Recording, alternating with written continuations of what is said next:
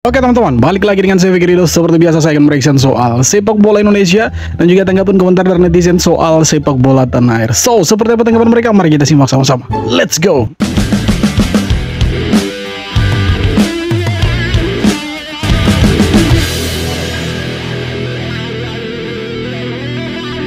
Para pemain Garuda langsung tancap gas latihan begitu sampai nggak ada buang-buang waktu karena lawan kita bukan main. Arab Saudi dan Irak, dua laga ini penentuan kalau mau sejarah baru lolos ke Piala Dunia 2026. Oleh Romeni juga udah gabung, dia langsung ikut sesi latihan pertama, kelihatan udah nyetel nih sama tim. Kehadirannya bisa jadi pembeda di lini serang, apalagi kita butuh finishing yang klinis di laga seketat ini. Buat kalian yang menonton pertandingan timnas Indonesia bisa lewat link yang ada di bio gua. Patrick Kluivert bilang semua pemain siap bikin bangga negara. Kalau mau langsung lolos, Indonesia wajib jadi juara grup. Artinya harus melangkahin Arab Saudi dan Irak. Berat jelas, tapi kalau mental siap, eksekusi tajam, peluang itu selalu ada. Finish runner up pun masih ada jalur lewat ronde kelima, jadi nggak ada alasan buat patah semangat. Ya, sebetul. Intinya tanding dulu lah, perang dulu. Urusan kalah dan menang itu kemudian. Intinya kita sudah ada di ronde keempat, itu sudah luar biasa sekali. Apalagi kalau kita sampai lolos ke Piala Dunia. Wow, itu tetangga baju kuning makin iri tuh. Di saat yang sama mereka punya pemain yang ilegal, itu yang 7 orang itu tidak masuk dalam daftar susunan pemain yang dirilis sama Harimau Malaya ya, melawan Laos nantinya di kualifikasi Piala Asia 2027. Jadi mereka tanpa pemain naturalisasi yang ilegal 7 orang itu sudah dicoret. Nanti kita lihat seperti apa performa mereka tanpa 7 orang pemain yang ilegal ini ya, yang tidak punya darah Malaysia sama sekali itu.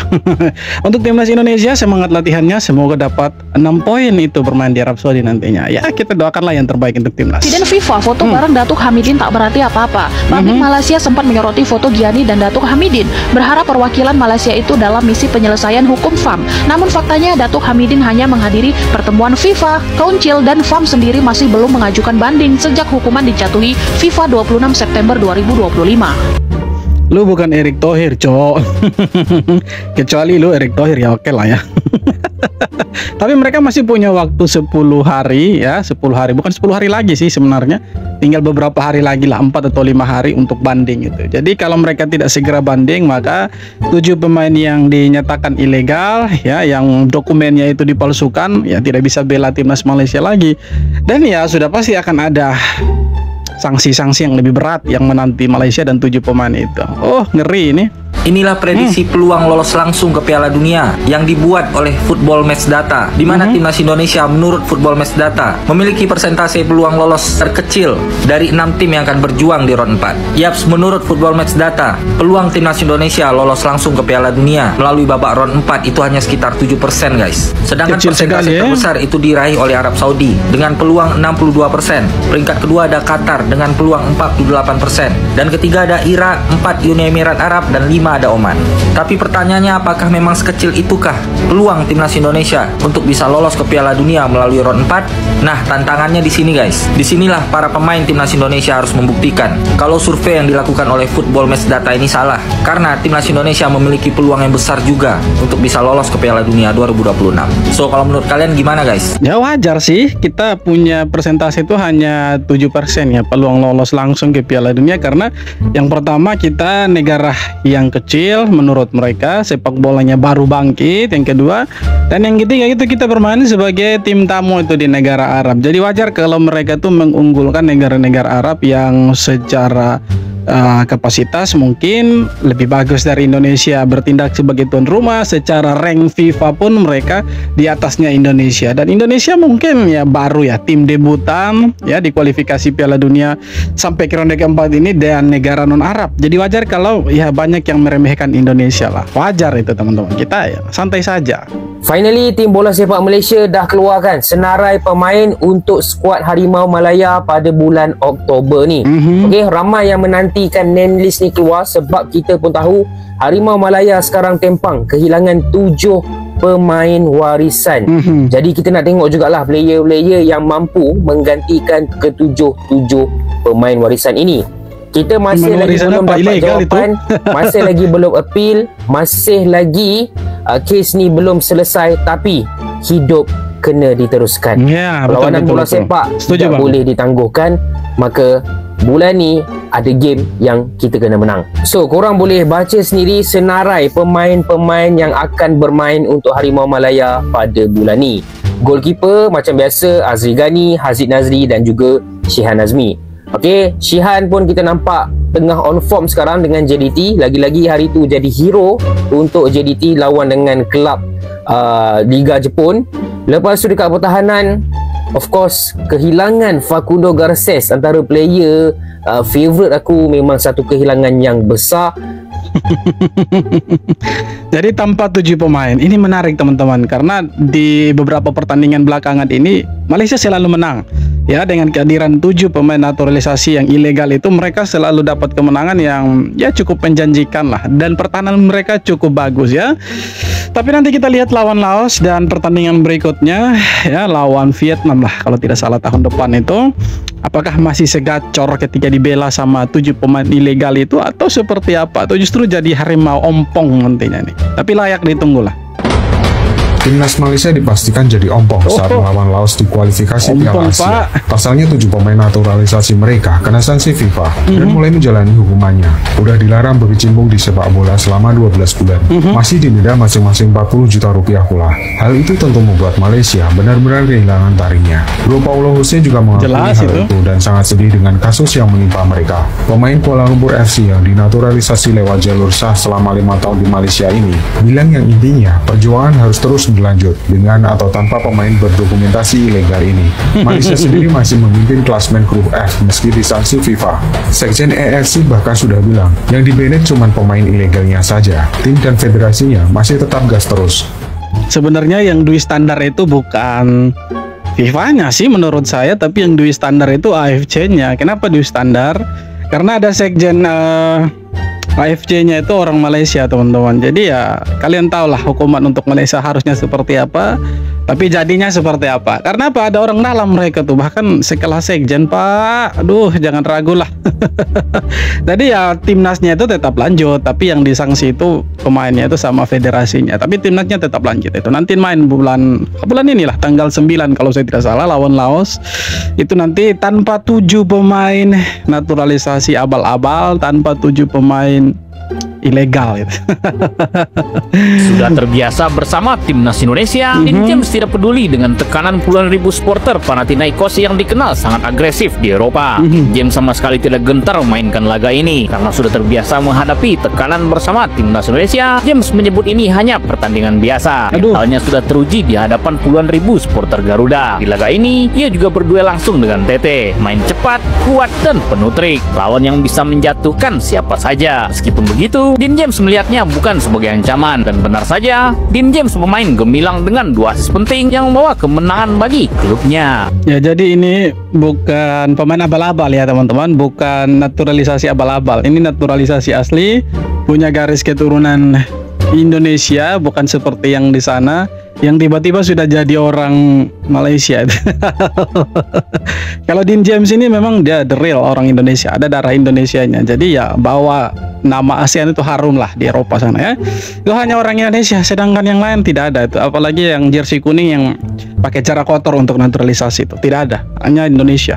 Tak ada pemain warisan tak apa, Harimau Malaya tetap padu. Apa benda ni weh? Akhirnya keluar juga senarai 29 pemain yang dipanggil mewakili skuad Harimau Malaya lawan Laos dalam game kelayakan Piala Asia. Abang tahu kita semua stres pasal hal sanksi FIFA belum kau tim lagi. Tapi selagi ada game untuk main, lawan tetap lawan, bantai tetap bantai, betul tak? Berdasarkan senarai pemain yang keluar ni cukup kuat bro. Goalkeeper tak payah risau, Shihan tengah on form sekarang. Dan berdasarkan game Palestin hari tu, Syarul Saad, Harif Haikal dengan Dominic Tan boleh membina dinding pertahanan yang kuat. Tambah pula Ubaidullah atau Dion Kus pun boleh masuk back 3 dan bagi Quintin Cheng main fullback kanan. Kawasan tengah walaupun tak ada Hector Havel, abang yakin dengan kebolehan Noah Liner, Nazmi, Bilkin, Aguero dan juga Afiq untuk lawan Laos. Serangan kali ini ada muka baru, Jordan Minta dan juga Ramadan Saifullah. Dan jangan lupa antara pemain kegemaran abang, Mickey juga dah kembali on form sekarang. Tak sabar nak tengok dia buat scene. Inilah masanya guys untuk buktikan kepada haters, tak kisahlah pemain mana pun, Harimau Malaya sudah ada identiti dan gaya permainan yang mampu pergi jauh. Setuju dengan abang? Komen. Bagaimana kalau kalah? Hilang nanti itu gayanya, Bang. Verdong berhasil menang atas Roma, namun tak pernah terpikirkan kalau penendang penalti Roma bisa membuat jutaan fans sepak bola bangkrut. Pada menit ke-82, wasit memberikan hadiah penalti, dan seperti yang bisa diduga, kiper berhasil menebak arah bola. Namun wasit menganulir penalti itu karena kiper dianggap maju terlalu cepat dari garis gawang. Tapi penalti kedua juga berhasil ditepis. Yang lebih lucu lagi, wasit kembali menghentikan permainan karena alasan yang sama, kiper maju lebih dulu. Roma sudah muak pada titik ini. Mereka bahkan mengganti eksekutor penalti, tapi penalti ketiga pun tetap bisa diselamatkan. Kini wasit benar-benar putus asa. Di sisi lain, Lille berhasil mengamankan 3 poin dengan kemenangan 0-1. Verdong bermain sebagai starter hingga menit ke-70. Cara konsisten, di 4 penampilannya, Verdong tampil apik, dapat rapor hijau terus hingga laga semalam. Tapi keren sih, orang Asia Tenggara pertama yang bermain di Liga Prancis, orang Indonesia pertama yang bermain di Liga Prancis juga, dan bikin bangga selalu dapat kesempatan bermain, dan itu hanya orang Indonesia. Sekali lagi catat ya, itu hanya orang Indonesia yang di sana tidak pernah ya. Mereka itu pakai pemain abal-abal. Kalau yang ada yang bilang itu ada kok pemain Malaysia yang bermain di La Liga, sorry bos. Itu pemain Argentina itu. Itu pemain Argentina yang dibayar ya, yang dinaturalisasi secara ilegal sama Malaysia. WDIM aja lu nggak ngerti, hoki mending lo tahu diri. Ya, Hoki Caraka berulah lagi, dan kali ini bukan. Aduh, hoki. Kacau. Soal prestasi, melainkan cacat senonoh yang bersifat asusila dibongkar Jessica Mosrina, sang mantan pacar. Tonton pertandingan bola seru tab bio gua. Dalam percakapan anak kesayangan Sintayong ini mengajak pegawai hotel untuk melakukan hubungan icli, ditambah menyinggung soal harga sekali main. Dan yang paling gong lagi, dalam chat tersebut Hoki Caraka tidak mengerti WDIM alias what do you mean. Udah main bola gerasa kurusuk dengan wajah yang gak enak dilihat, nyakitinnya luar biasa. Jelas, dengan terbongkarnya cat senonoh ini tentu bisa jadi sinyal awal kehancuran karir Hoki. Ditambah saat ini Hoki Caraka sama sekali tidak dipanggil dalam agenda terbaru timnas Indonesia. Ya, tetap semangatlah Hoki. Supaya kembali dipanggil timnas itu. Untuk masalah chat dan lain sebagainya itu urusan lu lah. Duh, nakal boleh lah, laki kan, nakal boleh, tapi jangan kelewatan juga toh. Kan kau public figure, pemain sepak bola, jadi harusnya jagalah sedikit kan. Boleh nakal tapi jangan, awas ketahuan. Jangan sampai ketahuan. Kalau ketahuan seperti ini hancur nantinya ya. Jadi ya semoga lah bisa on fire nanti di timnas, karena dalam beberapa kesempatan ketika dikasih kesempatan kurang banget. Kurang jauh dari harapan. PSSI ngotot minta tambahan 10.000 tiket untuk supporter timnas Indonesia di markas Arab Saudi. Saat ini Garuda hanya dapat jatah 8% atau sekitar 5.200 kursi di Stadion King Abdullah Jeddah. Arya Sinulinga menegaskan PSSI masih menekan panitia agar lebih banyak supporter bisa hadir langsung mendukung. PSSI ngotot minta, ya semoga bisa dapat 10.000 lah ya, supaya semakin rame supporter yang hadir di King Abdullah Stadium, lebih bagus. Ya kan, lebih bagus itu, dukungannya semakin banyak, pemain timnasnya pun semakin semangat. Ya semoga lah di approve itu sama Arab Saudi. Kalau tidak ya sudahlah, mau bagaimana lagi, 5.000-an sajalah. Wow, skuad mengerikan. Inilah 11 pemain terbaik timnas Indonesia untuk menghadapi Arab Saudi. Bisakah Indonesia kalahkan Arab Saudi? Inilah prediksinya. Harus bisa. Untuk kiper ada Emil Audero. Untuk 4 back ada Calvin Verdong, Jai Itzes, Rizky Ridho, Kevin Dix. Dan untuk lini tengah ada Ricky Kambuaya, Joy Pelupesi, Tom Haye. Dan untuk 3 penyerang ada Ragnar Orad Mangoen, Miliano Jonathan, dan tentunya ada Ole Romeni. Wow, bagaimana menurut kalian dari 11? Ya harusnya bisa sih, harusnya bisa, karena waktu kita kasih kalah Arab Saudi di kandang pun pemain-pemainnya itu sudah bagus. Sekarang tambah bagus lagi, dan di lini depan si Ole juga sudah lumayan fit dan bisa bermain sepertinya. Dan juga ada tambahan pemain seperti Miliano Jonathan, jadi seharusnya kita bisa menang lawan mereka. Walaupun bermain di kandangnya mereka, harusnya kita bisa hajar mereka itu di Arab Saudi. Harusnya bisa ya, kita doakanlah yang terbaik itu. Awalnya dihujat habis-habisan, kini Calvin Verdong jadi pilihan utama dan menjawab semuanya di Eropa. Semalam di Europa League, Calvin Verdong bermain penuh 90 menit saat Lille mengalahkan Brann. Datang dengan kritik yang bertubi-tubi, kini ia justru dipuji habis-habisan. Ia terlibat dalam gol pembuka, tampil solid di lini belakang, dan bahkan mendapat rating 7,8. Sebuah jawaban manis atas semua keraguan, dari cemoohan ke sanjungan. Calvin membuktikan kritik Fisik hanyalah bahan bakar untuk jadi lebih kuat. Akankah tempat utama jadi milik Verdong usai Raymond Perot kembali dari cedera? Kalau menurut saya sih ini bukan fansnya Los Lille dari Prancis ini ya, tapi ada dari sebelah itu. Kalian tahu lah siapa orangnya kan, yang sengaja untuk komen hate speech lah kayak si Calvin Verdong, back andalannya kita, konsisten ini. Jadi kalian tahu lah siapa itu orang-orangnya.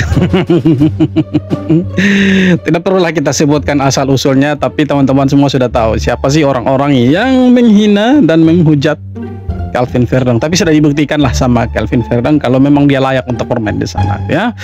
Dan itulah dia beberapa video tanggapan dan komentar dari netizen soal sepak bola Indonesia dan Malaysia, di mana ada ketimpangan yang cukup parah. Di mana nanti mereka bermain tanpa 7 pemain naturalisasi di kualifikasi Piala Asia 2027. Bukan naturalisasi sih, pemain abal-abal 7 orang itu. Di lain sisi Indonesia lagi persiapan juga untuk tanggal 9 nanti lawan Arab Saudi di King Abdullah Stadium. Ya kita doakan semoga timnas kita dapat hasil yang maksimal, dapat 3 poin, dan lawan Irak juga kita dapat 3 poin. Berat rasanya sih, tapi ya hajar dulu lah. Kalah menang urusan kemudian, intinya fight dulu ya, supaya itu yang baju kuning, jersinya kuning-kuning, ada lambang harimau itu makin panas lihat kita. Oke teman-teman, terima kasih banyak, dan sekali lagi jangan lupa untuk like, comment, dan subscribe. Kita jumpa lagi di video-video berikutnya. Thank you bro.